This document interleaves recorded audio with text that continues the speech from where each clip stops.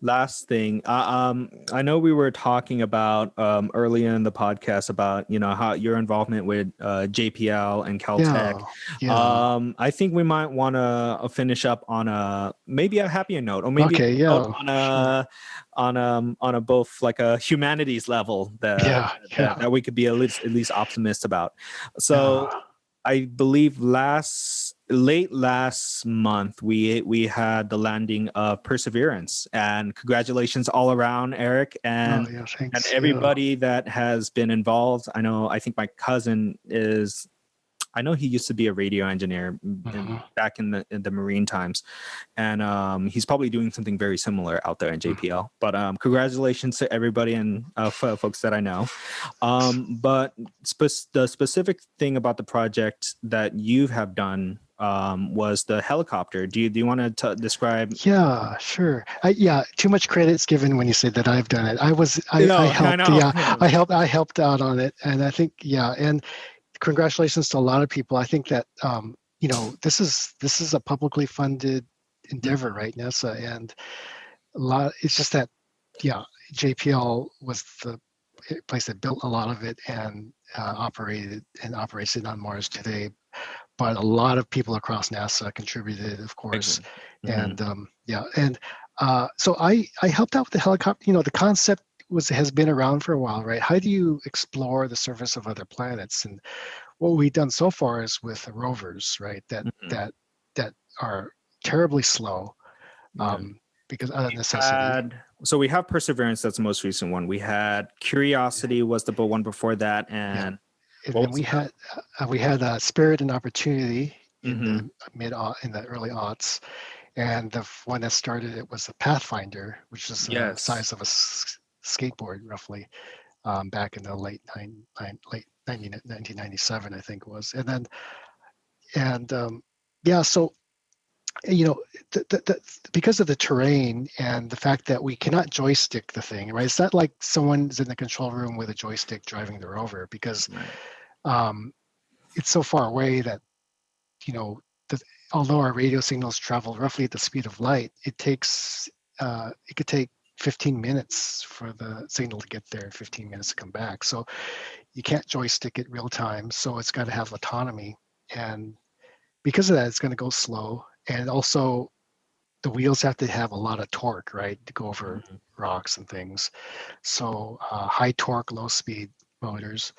Um, so what's another way that you can explore the surface of another planet is if it has an atmosphere to do it by air, right, or by the atmosphere, and in this case, a helicopter. And so the challenge with that is uh, the atmosphere is so thin that it's hard to get lift, right? So you have Mhm. to have really high speed rotors and so I helped.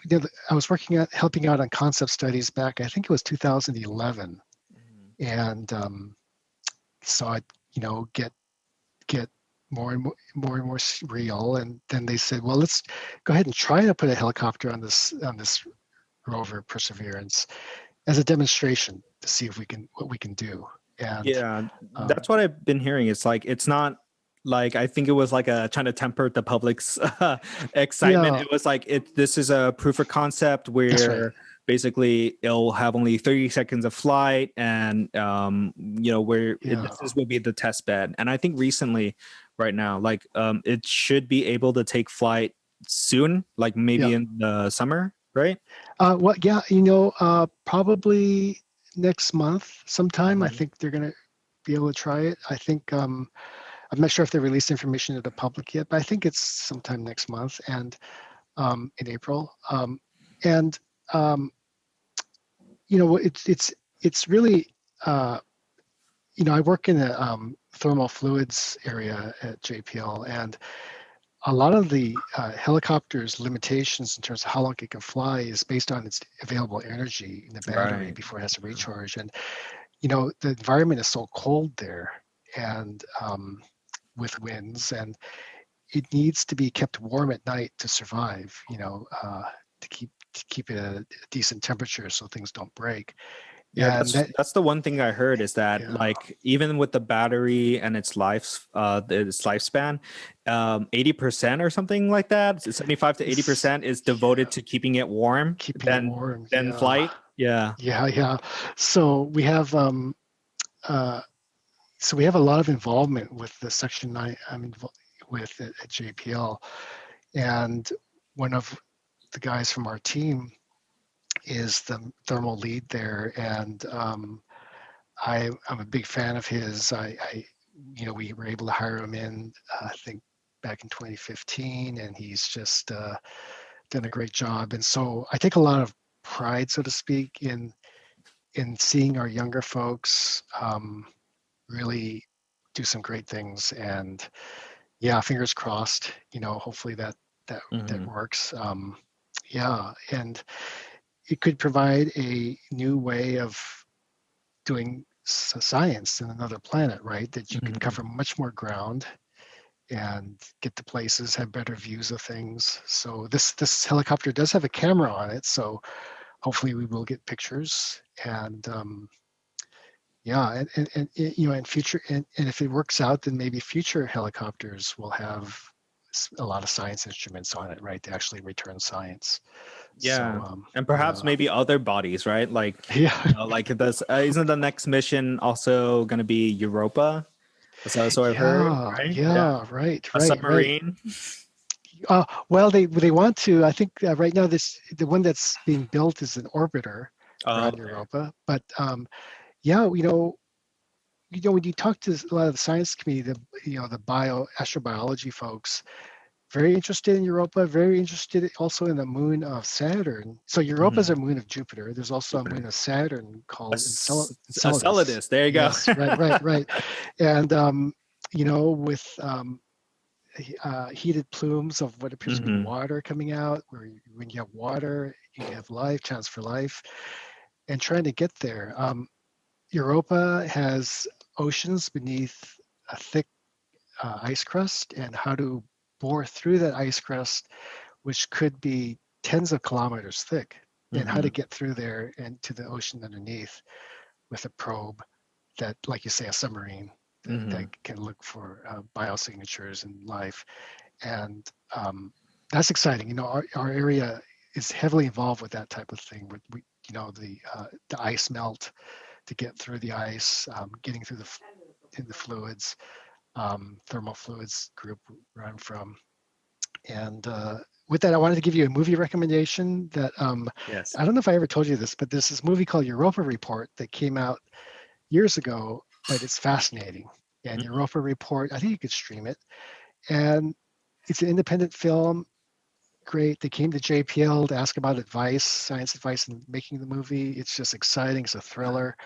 And it's a hidden gem. And the reason Hmm. why it didn't get bigger, um, it didn't have legs in the theaters and things, is because it came out right before that, or right about the same time as that movie Gravity with Sandra Bullock. Oh, So it kind of got squashed. But Europa Report is fascinating and it's really neat. And I definitely could it's, check it out. It's yeah. also it's on Prime Video for folks that have Okay, cool. yeah. Cool. Yeah. And they go through that about getting through the ice layer and looking for life. Mhm. And it's a thriller, so I won't spoil anything, but it's Mhm. yeah, it's exciting. So Another detail that I looked into when it comes to the Perseverance project is like a lot of the folks that are coming in are folks that remember Curiosity, folks that remember like were kids when some of the precursor, like some of the original rovers were on Mars. So I think there's a lot of younger talent, like yeah. especially when we're talking about the political side. I think there's a lot of folks that are saying like, it's our younger talent that will have fresh eyes and fresh minds to think outside of the box, or create something that basically a submarine on a different body. Yeah, you know so yeah, exactly. I'm really excited about some of these newer projects, and it Yeah. was the most nail biting thing that I saw. I think Oh yeah. personally because I do have family that are involved in that project, but also too it's like it provides more information about space, and I think Yeah. for the longest time, I did want you to come on and talk about space and Yeah, science. yeah. Yeah. That's the thing is, space travel and you know, you've and how to get to out of our solar system, right? And Hmm. uh, right now we have two spacecraft, Voyager 1 and Voyager 2, that was launched in the 70s that have Hmm. gone just beyond our solar system, and it took them 40 plus years to do that. And how to get out there faster, right, Hmm. is a key. And I was involved with some of those concept studies on how to do that. But what's really interesting is that I think it was a couple of years ago there was it looked like a big rock that was in the shape of a cigar called Oh, Mumu, right? Oumuamua. Yeah. Yeah. And um, was it a probe from another planet? Things like that. And so there's a book that just came out. I forgot. Came out the other month about making the case for how it was possibly a scouting ship from an alien civilization. Hmm. Recently, I think last week, there was a paper came out saying that it was actually a chunk off a broken off chunk from a planet, Hmm. but it had this weird shape that's not common. It's like a And disc, right? yeah, disc and a long, elongated also. Hmm. I think the newest picture showed it as a disc. When it first came out, it was like a long, slender cigar shape. So yeah, it's fascinating. And yeah, the astrobiology folks and um, yeah, so it's exciting. It's really exciting, and I think that we have this happening in our backyard here, backyard of our San Gabriel Valley, and Hmm. uh, tapping the young talent that we have around here. And yeah, this is like a commentary on my part that um, you know we can do a lot better, I think, to engage uh, you know you know uh, um, uh, people who have been left out traditionally. This Hmm. false meritocracy we have. I can tell you for a fact that, you know, to do my job, Hmm. it doesn't take um, a genius. You know, yeah, I had to go through a lot of training, but I don't believe that was necessary. And I don't believe that we people are creative who are don't have who are being kept out because they haven't gone through to the best schools or jumped through the hoops. And I don't think that's right. So especially for an institution that's almost entirely publicly funded. So Hmm. yeah, not trying to take away from the talent that's at JPL who's made these things possible, but um, I think a lot of people deserve a chance at that. I'm fortunate to have that, but I think yeah. So and I think there's recruiting that's done at Hmm. historically black colleges and things, but uh, I think we can do better. And